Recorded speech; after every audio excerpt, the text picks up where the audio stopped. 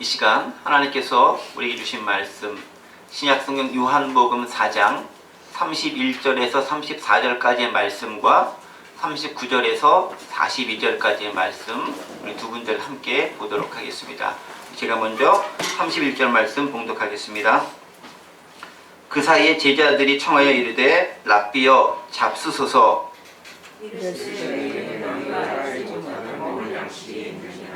제자들이 서로 말하되 누가 잡수실 것을 갖다 드렸는가 하니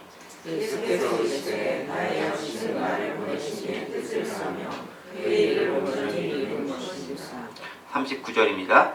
여자의 말이 내가 행한 모든 것을 그가 내게 말하였다 증언하므로 그 동네 중에 많은 사마리아인이 예수를 믿는지라.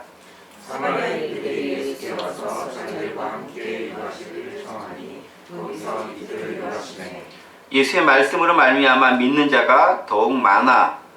그 여자에게 말하되 이제 우리가 믿는 것은 내 말로 인함이 아니니 이는 우리가 친히 듣고 그가 참으로 세상의 구주신 줄 알미라 하였더라. 아멘. 오늘 마지막으로 예수 니고데모와 사마리아 여인을 만나다 우리 시리즈 한 10번에 걸친 시리즈 설교 마무리하려고 합니다. 예수님 사역의 초기 단계에서 만난 두 명의 사람 니고데모 그리고 사마리아 여인이 있습니다.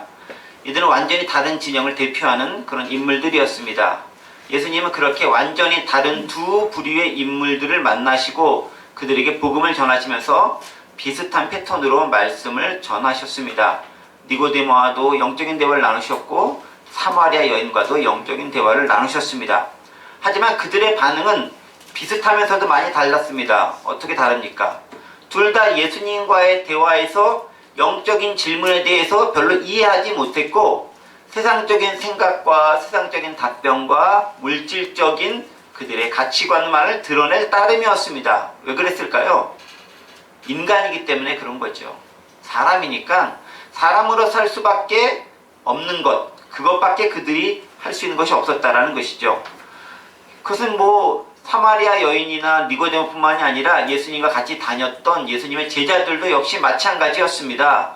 오히려 본문까지의 내용을 잘 살펴보면 제자들이 조금 더 이해력이 떨어지고 더 무지하고 소위 말하여 같이 다녔음에도 불구하고 여전히 몰지각한 모습을 많이 보였던 것을 발견할 수 있습니다. 사실 오늘 이제 살펴볼 내용도 제자들의 그런 약간 좀 무지한 모습들을 발견할 수 있습니다.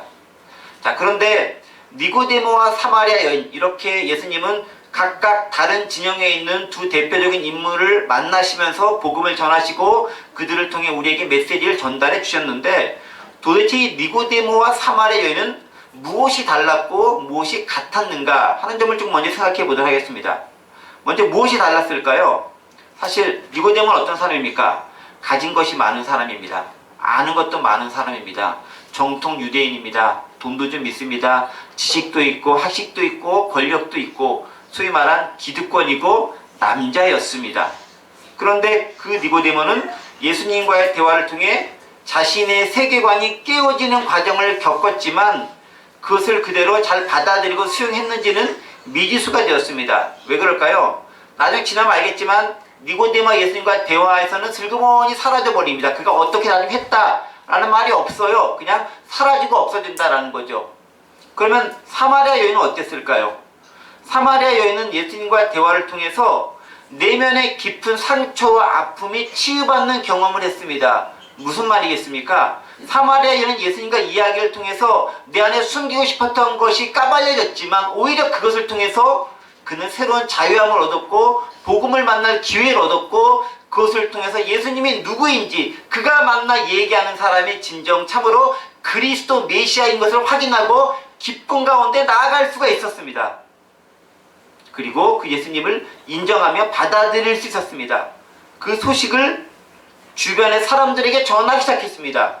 비록 자신을 받아주지도 알아주지도 잘 이야기하지도 않는 그런 주변에 있는 사마리아 사람들이었지만 그들은 이 여인의 말을 귀에 기울여 들었고 오히려 복음이 전해지는 놀라운 역사가 일어나기 시작을 했습니다. 재미있는 반전 아니겠습니까? 유대인이자 사회 지도층이며 이미 예배에 대한 참다한 지식을 가졌다고 여겨지는 니고데모는 궁극적으로 예수님과의 만남을 통해 구원을 이루는데 실패하거나 혹은 어려움을 겪었는데 버려지고 소외된 여인이라 일컬었던 그 사마리아 여인은 오히려 복음을 듣고 구원을 얻게 되고요. 그 복음을 전하고 그 복음이 전파되고 다른 많은 사람들이 예수님께 돌아오는 놀라운 역사가 이루어지는데 쓰임받는 도구가 되었다는 사실입니다. 예수님의 놀라운 역전과 반전이 그 안에 숨겨져 있는 것이죠. 하나님 나라에서 진정한 구원과 은혜는 그래서 세상적인 성공과 명성을 지닌 사람들에게 있는 것이 아니라 오히려 낮고 천한 자들에게 훨씬 강력하고 쉽게 임할 수 있다는 것을 우리는 지금까지 10주 정도의 기간을 통해서 발견할 수 있습니다. 제가 보기에 여기 계신 분들이 주로 이렇게 많이 가지신 분들은 제가 사사성어 이렇게 호구조사 안 해봐서 모르겠지만 별로 없는 것 같은데, 그렇기 때문에 우리가 예수님과 더 가까워질 수 있는 위치에 있다. 그리고 그것이 더 은혜다라고 고백할 수 있는 것 같습니다. 자, 오늘은 이제 그 이야기의 마지막 시간으로 지난주에 미처 끝내지 못했던 예수님의 양식 문제, 요거 이제 사마리아가 대답하다가 제자들로 넘어가서 이야기하다가 지난주에 제가 그냥 넘어갔거든요. 요거 좀 마무리하고, 그리고 예수님 말씀의 위력과 능력에 대해서 한 번 더 언급하고서 오늘 말씀을 마무리하도록 하겠습니다. 책을 한 권 소개드릴 텐데 여러분이 잘 아는 책입니다. 무슨 책이냐면 러시아의 대문호 톨스토이라고 하는 책이 있습니다. 책이 아니죠, 사람이죠. 이분이 쓴 유명한 책 중에 여러 가지에서 워낙 유명한 게 많은데, 단편에서 오늘 여러분 말씀드리고 싶은 게 뭐냐면 사람은 무엇으로 사는가, 여기 나오죠. 사람은 무엇으로 사는가, 이런 책이 있습니다. What People Are Living By 라고 하는 영어 제목으로 되어져 있습니다. 영어 제목도 중요합니다. 유년 시절부터 여러분들 읽었던 동화들이라 다들 내용은 기억하고 계시리라 믿습니다. 모르시는 분 별로 없죠? 네, 그럼 모르셔도 모르시다고 얘기 안 하셔도 됩니다. 그냥 들으시면 됩니다. 네.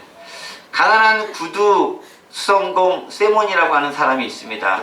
이 세몬이 발갸벗겨진 채 교회 한쪽 벽에 기대어 있었던 어느 한 사람을 구해줍니다. 마음에 갈등이 있었지만 구해줍니다. 그리고 그로 말미암아 그와 함께 더불어 지내는 이야기를 담고 있습니다. 자, 결론적으로 이 책이 무슨 내용을 하면 이런 내용이죠.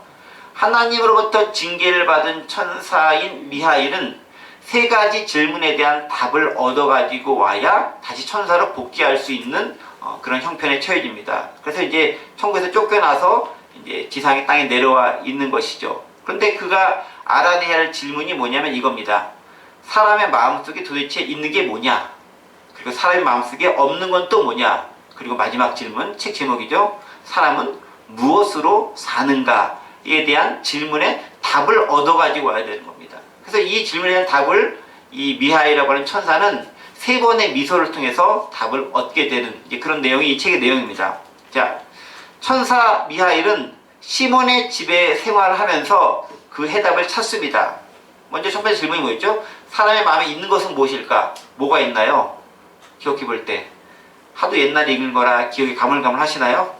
사람의 마음에 뭐가 있습니까? 하나님의 형상대로 지어진 사람이기 때문에 사랑이 그 안에 있습니다. 하나님의 사랑이기 때문에 그거를 발견하고 미소를 짓습니다. 두 번째, 그러면 사람의 마음에 없는 건 뭐냐? 질문을 또 받습니다.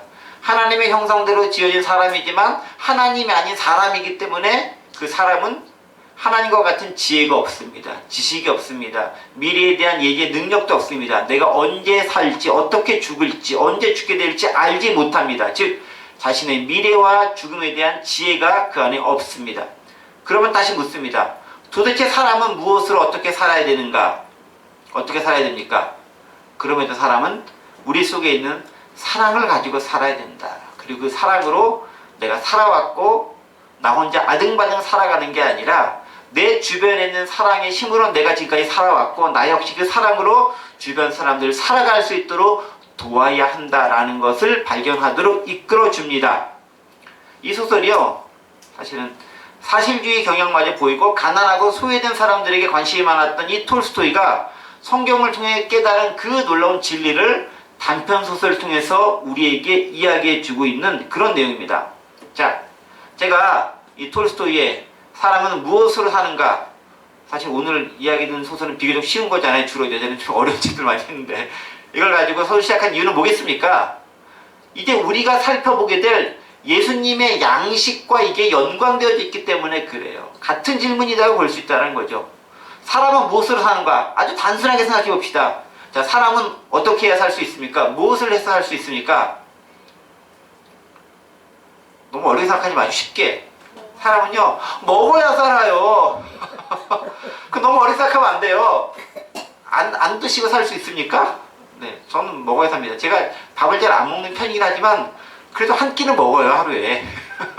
간식도 먹어야 삽니다. 먹고 마시고 자고 신진대사 활동을 해야 살아갈 수 있는 거예요. 가장 기본적인 인간의 의식주입니다.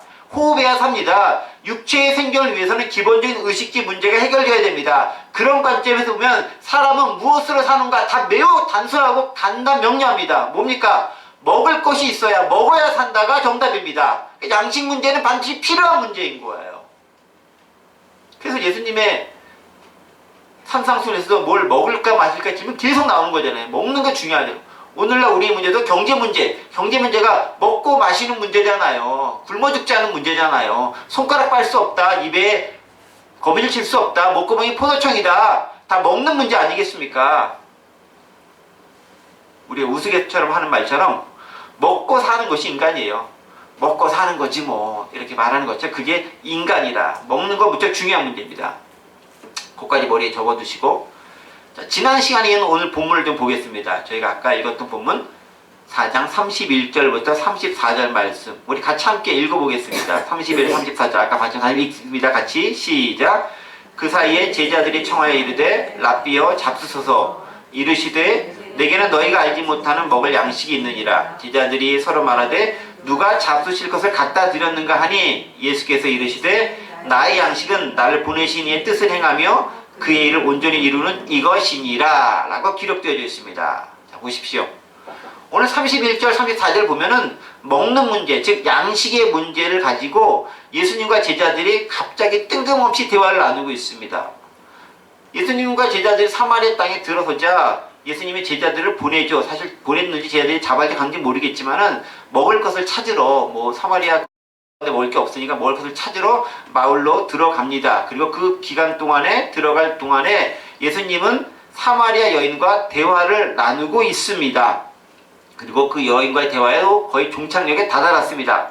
이 대화의 주인공은 예수님과 사마리아 여인에서 다시 돌아온 예수님과 제자들로 옮겨갑니다. 그리고 제자들은 자신들이 어렵게 준비하고 마련해온 이 음식을 주님 좀 드시지요, 좀 잡수시지요 라고 말하면서 주님께 내어드립니다. 주님 음식 좀 드시죠. 31절 말씀이죠.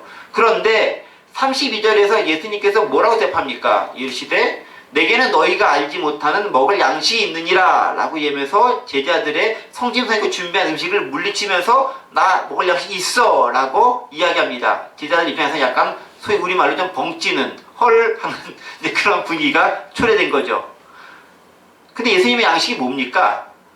34절 말씀 보면 뭐가 예수님의 양식이라고 되어 있죠? 나의 양식은 나를 보내신 이의 뜻을 행하며 그의 일을 온전히 이루는 이것이니라 라고 얘기하시면서 주님의 양식은 뭐냐면 나를 보내신 즉 하나님의 뜻을 행하고 그것을 온전히 이루는 게 내 양식이야 라고 이야기하고 있습니다. 무슨 말이에요? 제자들은 지금 육신의 배를 채우기 위해서 뭐 좀 드시죠 라고 육체적인 것을 가지고 계속 이야기하지만 예수님은 그 육체적인 질문을 받지만 여전히 대답을 뭘로 하십니까? 영적인 걸 가지고 대답을 하시는 거예요. 하나님 나라에 대한 걸 가지고 말씀하시는 거예요. 똑같은 패턴이에요. 여러분 니고데모랑 대화할 때도 마찬가지였고요. 사마리아인과 대화할 때도 마찬가지고요. 제자들과 대화도 마찬가지. 똑같이 이 세 부류의 사람들과 똑같은 패턴을 계속 얘기하는 거예요. 사람들은 계속 육체적인 거, 물질적인 거, 세상적인 거, 인간이 살아가기 필요한 걸 가지고 계속 이야기하고 질문하고 답변을 구하지만 예수님은 아니 그거보다는 하나님 나라에 대한 거, 영적인 거, 그리고 좀 더 가치가 있는 거, 네가 좀 더 끊임없이 추구해 나가야 될 거, 영원한 것이 무엇인가에 대해서 끊임없이 이야기하고 가르치시고 우리들에게 권고해 주시고 있다는 거예요.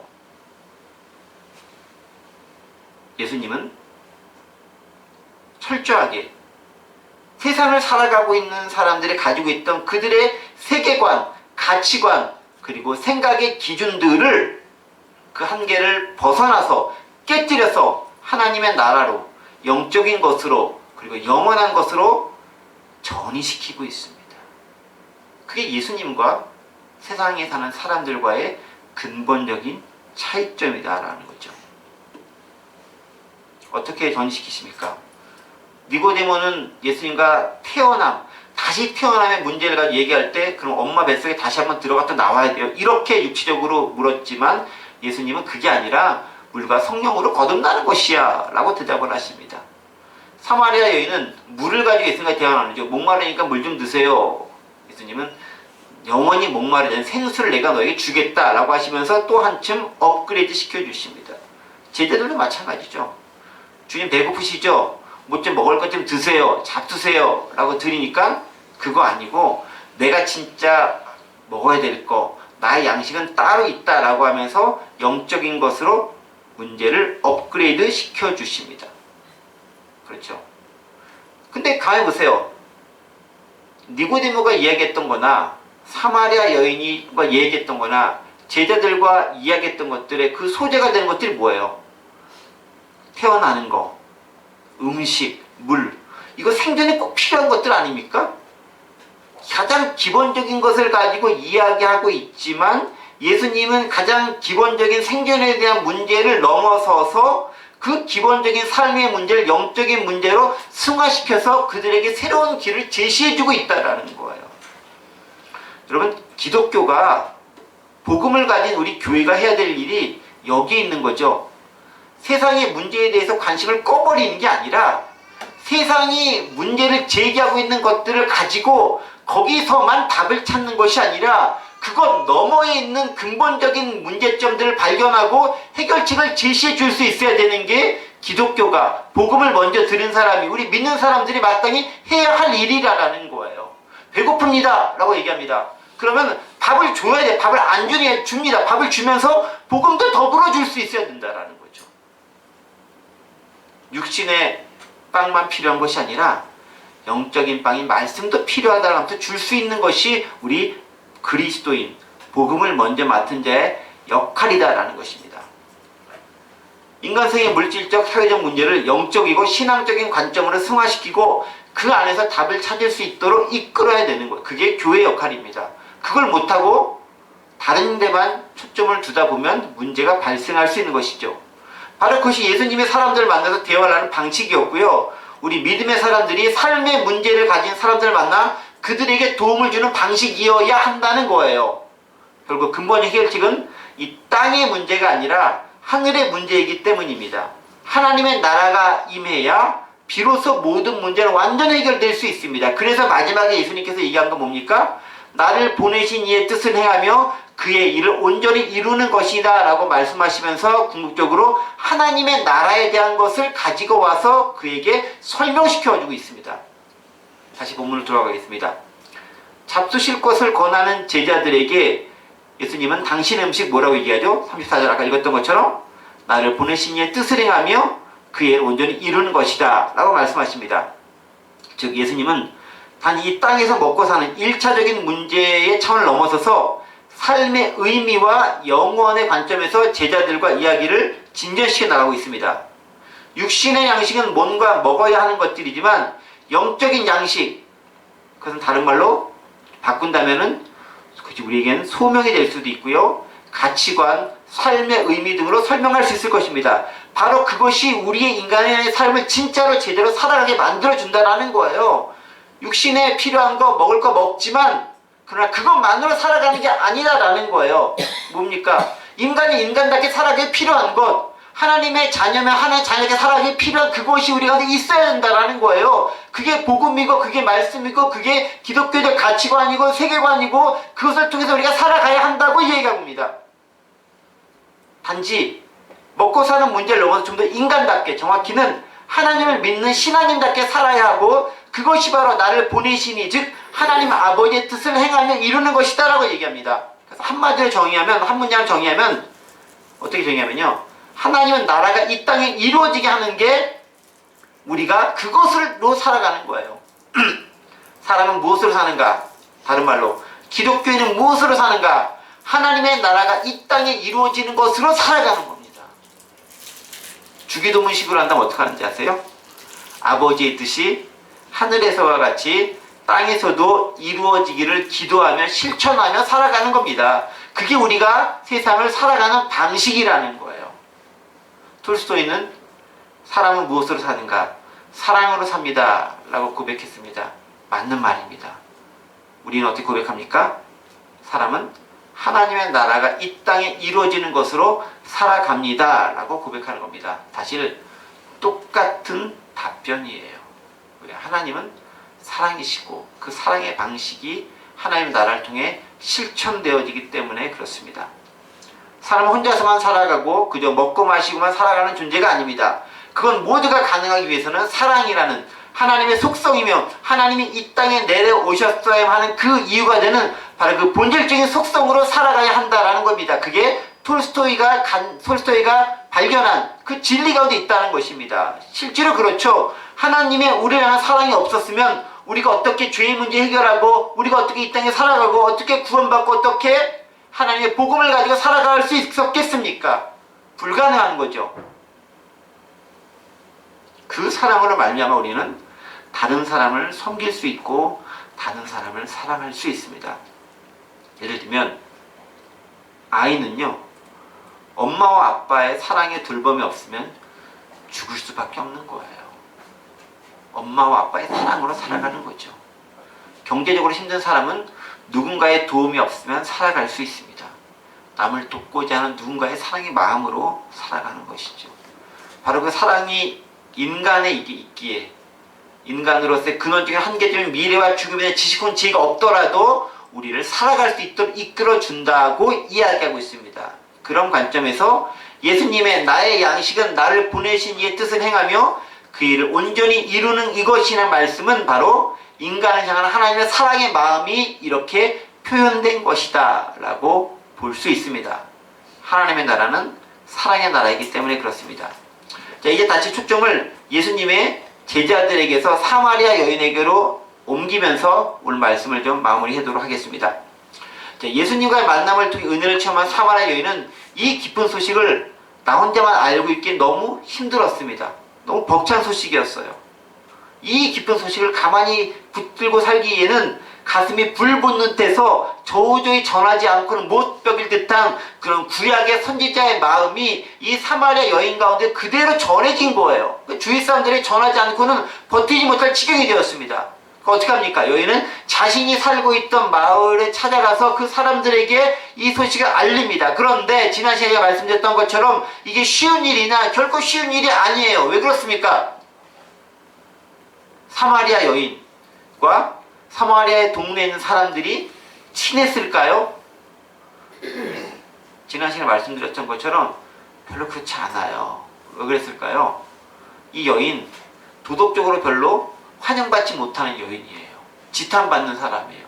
그러니까 물들어 한낮에 남들 다 낮잠 자고 있을 때 물들어 오잖아요. 비로소 그때야. 쉽지 않은 삶이었다는 거죠. 관계도 안 좋았다라는 거예요. 그럼에도 불구하고 놀라운 건 뭐냐면 그렇게 안 좋은 관계에 있는 사람의 그 말을 사마리아 사람들이 다 듣고 믿고 주님께로 나아왔다라는 거예요. 여기에 역설이 있고 반전이 있는 거예요. 우리가 생각하기에 내가 말 붙이면 날 싫어해서 거절하고 나랑 상종도 안 할 거야 라고 생각할지 모르겠지만 주님은 누군가를 이미 준비시켜 놓았기 때문에 내 생각과는 다르게 내가 전하는 순간 성령의 역사로 그의 마음이 열리고 복음이 들어가도록 만들어 놓으셨다라는 거예요. 이미 머리가 휘어져 추수할 것들도 준비시켜 놓은 거예요. 나중에 추수할 것도 있지만 지금 추수할 것도 있다라는 겁니다. 하나님께서 이미 준비시킨 사람들이 있다는 거죠. 때문에 복음을 들었다면 우리는 전해야 됩니다.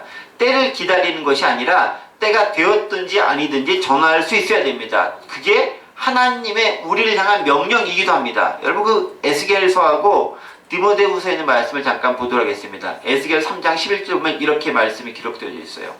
사로잡힌 내 민족에게로 가서 그들이 듣든지 아니 듣든지 그들에게 구하여 이르기를 주 여호와의 말씀이 이러하시니라 하라 라고 기록하고 있습니다. 듣든지 안 듣든지 네가 신경 쓰지 마. 그건 내가 그들과의 관계성에서 해야 할 일이야. 너는 전해. 디모데후서 4장 2절에 뭐라고? 너는 말씀을 전파하라. 때를 얻든지 못 얻든지 항상 힘쓰라. 범사에 우리 참음과 가르침으로 경책하며 경계하며 권하라라고 기록되어 있습니다. 즉 사람들의 반응이나 나의 준비 상태가 문제가 아니라 복음은 그것을 경험을 했으면 바로 전해야 되는 게 마땅하다라고 얘기하고 사마리아 여인은 그걸 실천했더니 그것이 바로 열매로 드러났다라는 거예요. 그러니까 우리가 신경 쓰는 건 뭐냐면은 얼마나 결실할 거냐, 얼마나 거둘 거냐 이거를 신경 쓰는 게 아니라 전하는 것 자체에만 신경 쓰면 되는 거예요. 결실은 누가? 하나님이 하시는 거예요. 근데 우리는 이제 결과주의에 빠져 있잖아요. 그래서 제가 대학 초년 시절에 막 이렇게 쫓아내고 할 때 어떤 사람이 주여 저에게 1억을 주옵소서 1억 명을 이렇게 본인이 전도해서 이렇게 하겠다는 건대한 꿈을 가지고 있으시대요. 그들 이루어졌으면 참 좋겠어요. 그러나 얼마나 자기 의와 자기 자랑이 되기 쉬울까요? 바울 사도가 1억 명 전도했을까요? 베드로가 사도 요한이 몇 명을 전도했는가가 중요하지 않아요. 전하는 그 모습이 중요한 거죠. 5달란트 받았으면 5달란트만큼 살아가면 되는 거예요. 결과에 연연하지 말아야 됩니다. 그럼 부각하는 공동체가 작잖아요. 과연 우리 부각하는 공동체가 수천 명, 수만 명 되는 교회보다 가치가 적다라고 얘기할 수 있을까요? 그렇지 않다라는 거예요. 하나님은 숫자로 보지 않습니다. 그러나 우리는 우리 할 일에 최선을 다해야 하는 거예요. 그걸 못했을 때 혼난다라는 거죠. 그러면 사마리아는 어떻게 전했을까요? 어떻게 전했을까요? 39절 42절에 있는 말씀 39절 42절 같이 한번 더 읽어보도록 하겠습니다. 39절 42절 읽습니다. 시작. 여자의 말이 내가 행한 모든 것을 그가 내게 말하였다 증언하므로 그 동네 중에 많은 사마리아인이 예수를 믿는지라. 사마리아인들이 예수께 와서 자기들과 함께 유하시기를 청하니 거기서 이틀을 유하심에 예수의 말씀을 알면 믿는 자가 더욱 많아 그 여자에게 말하되 이제 우리가 믿는 것은 내 말로 인함이 아니니 우리가 친히 듣고 그가 참으로 세상의 구주신 줄을 알미라 하였더라. 그 기록되어 있습니다. 자, 어떻게 전했나요? 뭘 전했죠?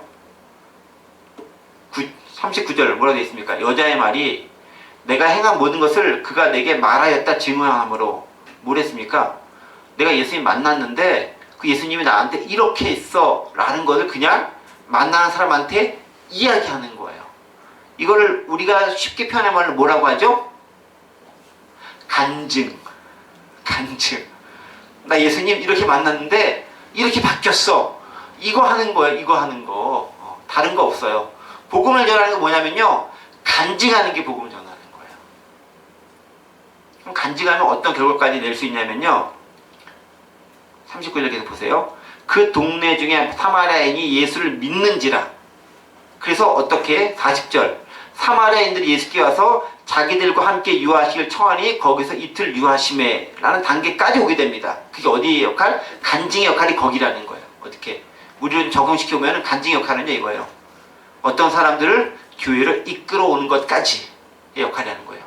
예수님이 계시던 상태 그것까지 모셔오는 게 간증의 역할인 거예요. 그러면 그가 진짜로 변화되고 진짜 믿음을 갖게 되는 건 언제일까요? 그가 거기 와서 예수님을 만난 다음에 생기는 거예요. 그 일은 내가 할 일이 아니에요. 그 일은 누가 합니까? 그 일은 성령께서 하시는 겁니다. 성령께서 교회를 통해 하시는 일입니다. 여러분 그래서 41절부터 보세요. 예수의 말씀으로 말미암아 믿는 자가 더욱 많아. 뭘로 많았다고요? 왜 많았다고요? 41절. 예수의 말씀으로 말미암아. 그 여자의 간증으로 말미암아가 아니라 예수의 말씀으로 말미암아 믿는 자가 많아졌다라는 거예요. 그러니까 그 사람들이 나중에 여자한테 어떻게 고백하는지 아세요? 42절 보세요. 이제 우리가 믿는 것은 네 말, 여기서 네 말은 뭐예요? 간증으로 인함이 아니라 이는 우리가 친히 듣고 그가 참으로 세상의 구주신 줄을 알미라 하였더라 라고 기록하고 있습니다. 무슨 말이겠어요? 간증을 통해서 내가 경험한 예수님 누구한테 그들이 이야기하는 걸 통해서 그가 교회로 오는 것까지 할 수 있어요. 그가 예수님이 계신 곳까지 만날 수 있도록 주선을 할 수 있어요. 거기까지인 거예요. 더 많이 욕심내지 마세요. 그 이제 누가 합니까? 성령께서 교회를 통해 하는 거예요. 어떻게? 그가 변화되도록, 그가 말씀을 받아들이도록, 그가 말씀으로 깨어지도록 역할을 성령께서 교회를 통해 하는 거예요. 예수님과 진짜 만남이 되면 그 다음부터 비로소 믿음이 생기게 되고 진짜 신앙인으로서 거듭나게 되더라라는 겁니다.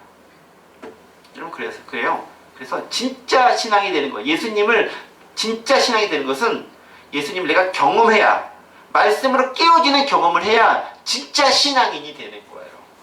그게 없으면 아직까지는 진짜 믿었다라는 단계까지가 아닌 거예요.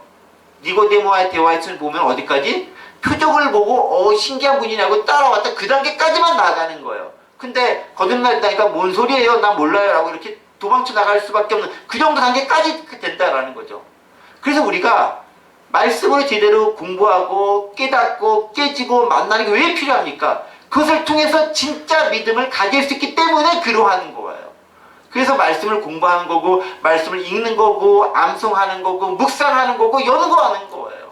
그리고 설교를 듣고, 미련하지만 저처럼 강해 설교하는 거고. 왜 그렇습니까? 그 말씀이 진짜 우리를 변화시키는 능력이기 때문에 그렇다라는 거예요. 그렇게 말씀으로 변화를 받았기 때문에 사마리아 여인의 전도를 들은, 간증을 들었던 사람들이 비로소 복음에 참여한 자가, 합당한 자가 될 수 있었다라고 얘기합니다. 또 놀라운 결과입니다. 어떤 결과? 사마리아 사람과 사마리아 여인이 이야기했다라는 거예요. 여러분, 이야기 안 하는 그런 사람들이에요. 같은 동네에 살고 있지만 말 안 하는, 상종 안 하는 사람입니다. 그런데 말이 통하게 됐다라는 거죠. 그게 복음의 능력입니다. 그래서 복음은요, 사람과의 관계도 회복시킵니다. 하나님과의 관계도 회복시킵니다. 진짜 말씀을 위한 복음의 능력은 거기까지 나아간다는 거죠. 말씀을 정리합니다. 사마리아 여인과 니고데모와 제자들과 예수님을 만나서 대화를 나누십니다. 그들은 모두 인간적인 관점에서 세상적이고 물질적이고 육체적인 걸 가지고 문제를 제기하고 답을 얻으려고 합니다. 그러나 예수님은 그것을 가지고 영적이고 하나님 나라의 가치를 보여주고 하나님 나라를 보여주고 소망할 수 있는 것으로 승화시키고 옮겨서 우리에게 다시 한번 질문하시고 답변도 해주십니다. 우리는 거기까지 나아가야 됩니다. 그리고 과정을 통해 예수님과 끊임없이 대화하고 교제하고 만나고 체험해야 합니다. 그래야 진짜 믿음이 생깁니다. 교회만 다니는 게 아니라 예수님과 말씀으로 부딪히고 깨어지고 가치관이 무너져야 되는 거예요. 그래야 진짜 예수 믿는 사람이 됩니다. 바로 그러한 사람으로 변화되어서 세상을 감당할 수 있는 저와 여러분들 그리고 부엌하는 공동체가 되시기를 간절히 원합니다. 기도합니다.